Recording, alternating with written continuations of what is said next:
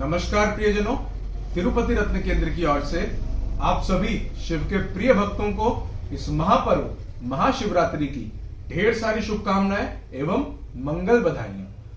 आज हम चर्चा करने जा रहे हैं पारा शिवलिंग के विषय में। जी हां, आज हम बात करेंगे पारद शिवलिंग की, जो कि बना होता है पारे से यानी कि मरक्यूरी से। मरक्यूरी वैसे तो एक तरल धातु है, लेकिन मरकरी के शिवलिंग का पुराणों में, ज्योतिष में एवं शास्त्रों में विशेष महत्व बताया गया है। पारे के शिवलिंग की पूजा करने से आप सभी को विशेष प्रकार के फल की प्राप्ति होती है। भगवान भोलेनाथ, ऐसा माना जाता है कि जहां पारस शिवलिंग विराजता है, जहां पारस शिवलिंग स्थापित होता है, वहां स्वयं भगवान भोलेनाथ विराजित होते हैं। और भगवान भोलेनाथ ही नहीं, मां लक्ष्मी और भगवान धन कुबेर भी उस घर में निवास करते हैं। पारस शिवलिंग को स्थापित करने के लिए कोई विशेष अनुष्ठान की आवश्यकता नहीं होती। आप घर में अपने आप भी पारस शिवलिंग को स्थापित कर सकते हैं, स्वयं की शुद्धि करके एवं जो हमारे सामान्य मंत्र होते हैं, जो सामान्य पूजन होता है, सामान्य शुद्धि पूजन होता है, सामान्य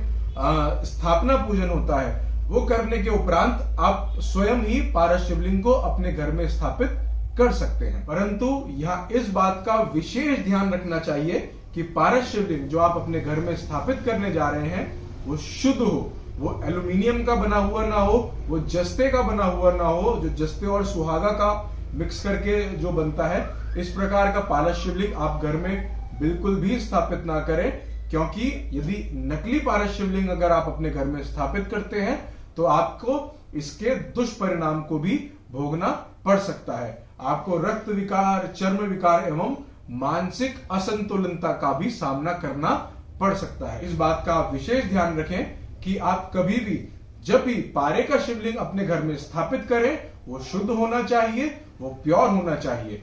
पारे का शिवलिंग चांदी के भस्म के मिश्रण के साथ तैयार किया जाता है। जैसे कि मैंने आपको बताया, क्योंकि पारा तरल होता है तो पारे को ठोस बनाने के लिए, पारे को मजबूत बनाने के लिए, पारे को एक स्थिति में बनाने के लिए चांदी के भस्म और साथ में कई प्रकार की जड़ी बूटियों का भी प्रयोग किया जाता है। पारा का शिवलिंग स्वतः ही हर प्रकार के वास्तु दोषों का निवारण कर देता है। ऐसा माना जाता है कि जिस स्थान पर पारे का शिवलिंग स्थापित होता है, वहां से 100 फुट के डायमीटर तक उसका प्रभाव रहता है। पारे का शिवलिंग व्यापार वृद्धि में भी एक चमत्कारी और कारगर उपाय है।